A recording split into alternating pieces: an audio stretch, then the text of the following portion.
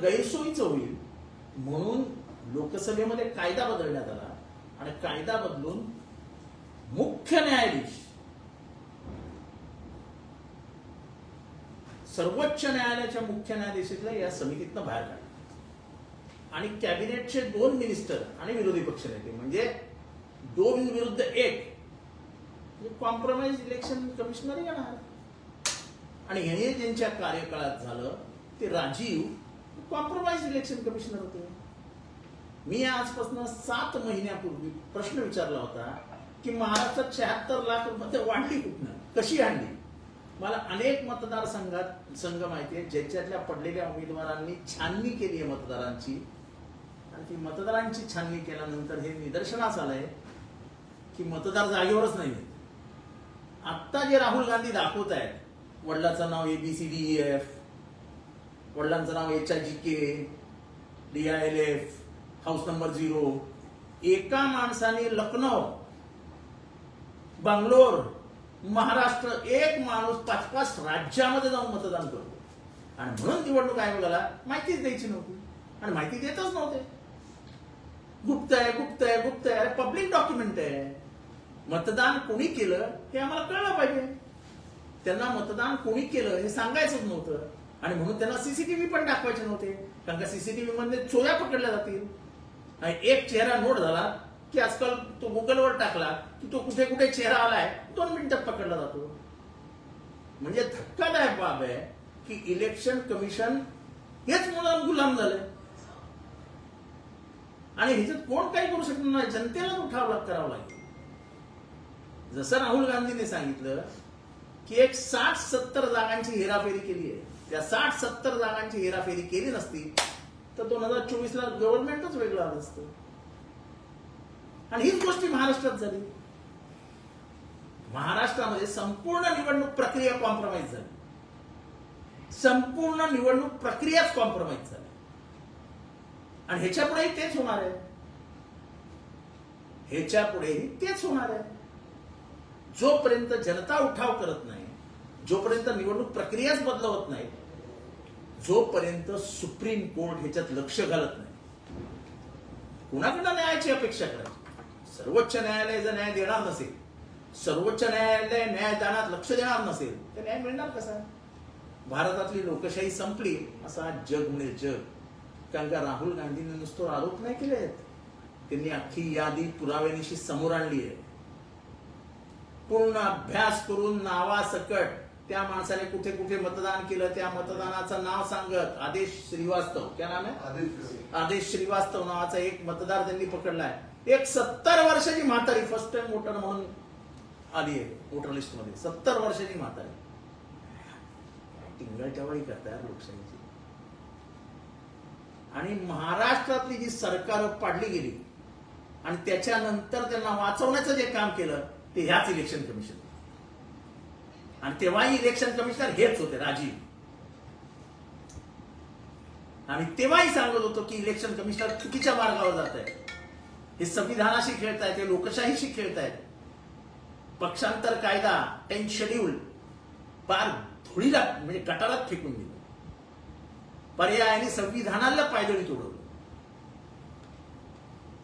आता तरी डोळे उघडतील तर नशीब. राहुल गांधी यांनी अनेक प्रश्न विचारले होते मात्र जे निवडणूक आयोग आहे ते त्यांच्यावरच ताशेरे ओढताना पाहायला मिळत होता. निवडणूक आयोग कोणावरही ताशेरे ओढ करू द्या. आज निवडणूक आयोगाचा अक्षरशः नागडं करून टाकले. नागडं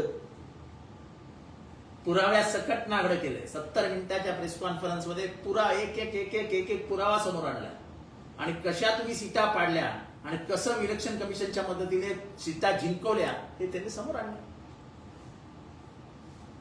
आणि म्हणून इलेक्शन कमिशन CCTV देत नाही, इलेक्शनची लिस्ट देत नाही, वोटर लिस्ट देत नाही. का देत नाही? पब्लिक डॉक्युमेंट आहे. शेवटच्या टप्प्यामध्ये 15% मतदान वाढतं असं वाढू शकतं का? आम्ही पण आहोत 40-40 वर्ष निवडणूक रिंगणात आहोत ना. आम्हाला समजत नाही का काय होतं.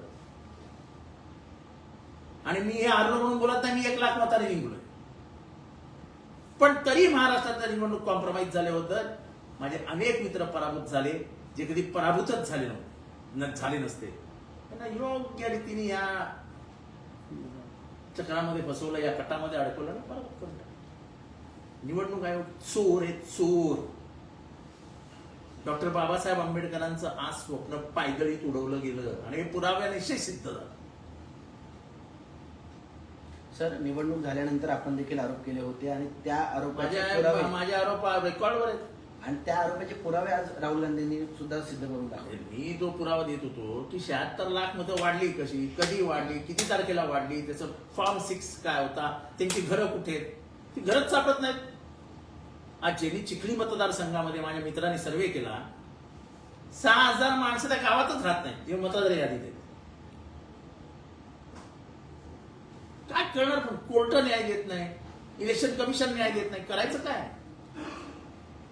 आज राहुल गांधींनी आज पूर्ण तक्ता दिलाय तुमच्यासोबत. तक्ता नाव ललिता प्रसाद AYCKF, बापाचा AYCKF, DLHFI. अरे वा वा वा. ABCDEF, HIJKL म्हणा बी.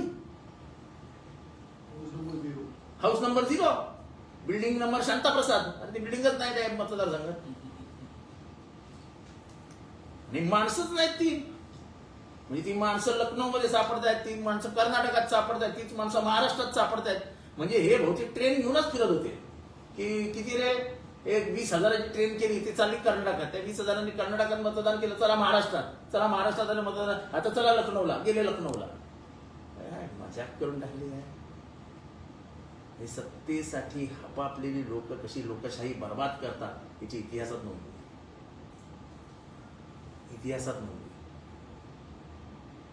आणि याचा करता करविता त्यावेळेसचे इलेक्शन कमिशनर राजीव आहेत. महाराष्ट्रातलं पक्षांतर बंदी कायदा पायदळीत उडवत इथल्या पक्षांतर केलेल्या आमदारांना आपल्या पंखाखाली घेण्याचं काम इलेक्शन कमिशनने केलं होतं. नाहीतर कुठल्याही कायद्याने तो निर्णय ज्यावेळेस झाला तो चुकीचाच होता. तो पक्षांतर बंदी कायद्याखाली यायलाच हवा. पक्ष फोडून तुम्हाला सेपरेट पक्ष ठेवताच येत नाही, तुम्हाला पक्ष विलीनच करावा लागतो, हा कायदा सांगतो. आता भूषण गवई साहेब बोलताय, माझी विनंती असेल, काय मला माहित नाही कंटेम्प्ट ऑफ कोर्ट वगैरे काय असतं, काय हरकत नाही कंटेम्प्ट ऑफ कोर्ट झालं तरी, कारण का शेवटी आम्ही जगतो लोकशाहीसाठी, आमचा श्वास भारतीय लोकशाही आहे. भूषण गवई साहेबांना आव्हान असेल की साहेब बघा जरा डोळे उडून, उडा डोळे बघा नीट. सर, दुबार मतदार होते किंवा दुबार तिबार चौबार सगळं मतदान झालेलं. दुबार नावं आहेत 11,000, खोटी नावं आहेत 40,000, सगळं आलं, यादीच दिली आहे. सर, आता उपमुख्यमंत्री एकनाथ शिंदे यांनी असं सांगितलं आहे की बाईट देताना की जेव्हा लोकसभेला यांच्या बाजूने निकाल आला तेव्हा ते काही बोलले नाही, पण विधानसभेला आता लोकसभेचं उघडं केलं ना त्यांनी विधानसभा काय हातात नाही घातल्या अजून. त्यांनी हे सांगितलं की हे सरकार स्थापन केलं झालं नसतं, यांनी 60 जागा हेराफेरीमुळे मिळवल्या भारतात, आणि यांचं सरकार फक्त 25 जागांवर टिकलंय, दिल्लीचं सरकार.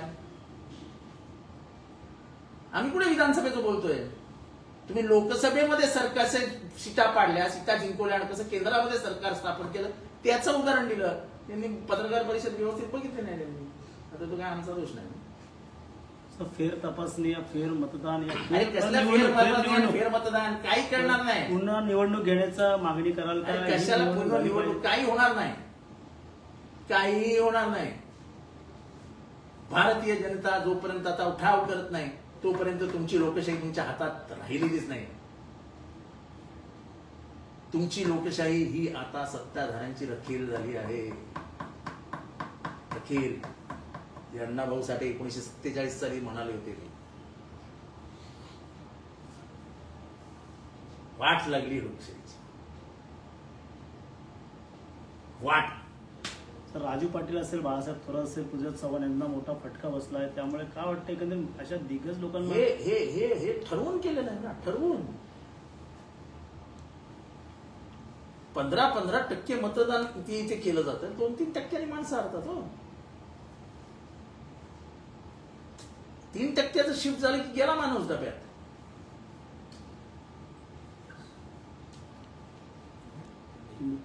सर, हिंदी में जानना चाहेंगे जिस प्रकार नहीं, जो राहुल गांधी जी ने आज प्रेस कॉन्फ्रेंस में बताया, ये सच्चाई सुन के पूरे देश को लज्जा आई, शर्म आई, हमारे गर्दनें नीचे हुई, पूरा विश्व हम पे हंसेगा कि क्या भारत में चाह।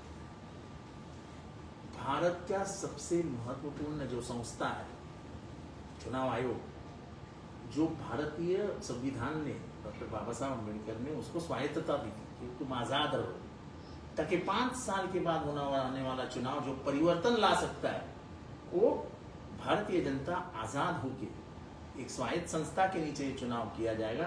तो आने वाला जो भी प्रतिपक्ष है, आने वाला जो भी चुनाव जीतेगा वो सत्ता में आ जाएगा। लेकिन सत्ता में हम इसको लाएंगे, चुनाव आयोग बैठ के सत्ताधारियों के साथ बैठ के तय करता है मैच फिक्सिंग। और ये मैच फिक्सिंग करने वाले कौन थे? इलेक्शन कमीशन के सभी जो डायरेक्टर, चेयरमैन, मेंबर, ये सब इलेक्शन। और ये कहां से शुरू हुआ? सर्वोच्च न्यायालय ने चीफ जस्टिस न्यायाधीश ने कहा था कि चुनाव आयोग बनाते समय आप 3 की कमेटी बनाएंगे। कमेटी में चीफ जस्टिस ऑफ इंडिया रहेंगे, पंतप्रधान रहेंगे और विरोधी दल के नेता रहेंगे। इन्होंने ये कानून हटा दिया, लोकसभा में जाके इन्होंने ये कानून में बदलाव लाया और कहा कि चीफ जस्टिस की कोई आवश्यकता नहीं। क्यों? गोलमाल तो उधर ही है ना, ताकि जो गुलाम है, जो चाटू संस्कृति में जन्म लेते हैं, वो जाके चुनाव आयोग में बैठ गए और फिर अपने मर्जी अनुसार घोड़े का लगाम अपने हाथ में ले लिया तो घोड़ा दौड़ते रहता है। घोड़ा का ECI का लगाम अपने हाथ में रखा था सरकार ने, दौड़ा देखो, नतीजा क्या हुआ? आज पूरा एक्सपोज हो गया, पूरा विश्व हंसेगा, पूरा विश्व हंसेगा। अरे यही ये देश था जिसने 77 में इंदिरा गांधी को हारते हुए देखा है। हार जीत कोई नई बात नहीं है। भारतीय जनता की ताकत है और भारतीय जनता की परिपक्वता है, वो जिसको नहीं चाहते उसको हरा देते हैं। ये इंदिरा गांधी के साथ हुआ है। सबसे लाडली नेहरू की बेटी इंदिरा जी भी पराभूत हुई थी भारत में, लेकिन अब तो हार जीती इलेक्शन कमीशन तय करता, तो कहां से होगा कुछ होगा? सर, जब इंदिरा गांधी जी हारी थी तब बैलेट पेपर पर वोटिंग होता था, आज ईवीएम हो तो गया। यही है ना, उनको ना तो चुनाव आयोग को सिस्टम बदलना है, ना उनको वोटर लिस्ट देनी है, ना उनको सीसीटीवी कैमरा। ऐसे आदेश श्रीवास्तव नाम का आदमी 4 जगहों पे वोटिंग करता है, इसलिए तो उनको सीसीटीवी कैमरा बाद में दिखाने का नहीं है, क्योंकि चेहरे पकड़े जाएंगे। महाराष्ट्र में आखिरी 1 घंटे 2 घंटे में, आखिरी कुछ टाइम में 15% वोटिंग बढ़ जाता है। अरे इम्पॉसिबल है भाई, इम्पॉसिबल। हम वोटिंग जानते हैं। मैंने 6 महीने पहले पूछा था कि 76 लाख वोट बढ़े, वो कहां से बढ़े, उसके फॉर्म्स किधर है, वो कौन से रूम नंबर है? वही हुआ ना, एक रूम में 80 वोट पाएंगे। 80 वोट कितने पाएंगे रे? 80। एक रूम में 80 वोट। अरे सो पाएंगे, बैठ पाएंगे, खाना खा पाएंगे? कि सब वहां पे लिव-इन लाइसेंस पे रहते थे? मजाक बना दिया यार, मजाक। भारतीय गणतंत्र को चौपट कर दिए, चौपट। मैं राहुल गांधी जी का शुक्रिया अदा करता हूं, भारतीय जनता की तरफ से, एक मतदार होने के नाते और एक जिम्मेदार नागरिक जो संविधान को की पूजा करता है, कि आज उन्होंने पूरे आंख खोल दिया। आंख, एक खिलवाड़ हो रहा था। यानी जो सरकार जाने वाली थी, इलेक्शन कमीशन ने वो सरकार को मदद करके सत्ता पे भी जा दिया। केंद्र में बैठी हुई सरकार ये सिर्फ इलेक्शन कमीशन के आशीर्वाद से बैठी है। सर, जिस प्रकार से देखा जाए पिछले कई सालों से विपक्षियों को खत्म करने का काम चालू है, क्या इसी को अंजाम चुनाव आयोग दे रहा है? चुनाव आयोग की कोई अस्तित्व ही नहीं है। महाराष्ट्र में भी जो हुआ, उन लोगों को बचाने का काम भी चुनाव आयोग ने नहीं किया, वरना वो बच ही नहीं पाते। शेड्यूल 10 जो है इतना कड़क है कि तुम पार्टी बदल ही नहीं सकते हो, लेकिन पार्टी बदल के उनको बचाने का काम चुनाव आयोग ने किया। अरे मेरे बाप की पार्टी थी, शरद पवार जी की पार्टी थी, उनके हाथ से उनका बच्चा छीन लिया, और जिसका बच्चा नहीं उसके गोद में डाल दिया, भाई ये तेरा बच्चा है, अभी तू संभाल। अब बच्चा देने का भी काम चुनाव आयोग करने लगा है। बच्चा निकाले हम और गोद में चले जाए दूसरे की। फिर से चुनाव होना चाहिए, फिर से चुनाव की कुछ मांग। होगा नहीं, कुछ होगा नहीं जब तक जनता उठाव नहीं करेगी। अब जनता उठाव करेगी। ये जनता ये कभी भी नहीं चाहेगी कि भारतीय लोकतंत्र पे बलात्कार हो। ये भारतीय जनता कभी नहीं चाहेगी। हमने आजाद भारत हम खोना नहीं चाहते। सर, जिस प्रकार से देखा जाए बड़े नेता जो है, मतलब पूर्व मुख्यमंत्री पृथ्वीराज चौहान हो या फिर बालासाहेब बड़े हो या छोटे हो, सत्ता पाने के लिए जिस प्रकार से षड्यंत्र किया गया, जिस तरीके का प्लानिंग किया गया, वो लज्जास्पद है, शर्मनाक है और कुछ नहीं।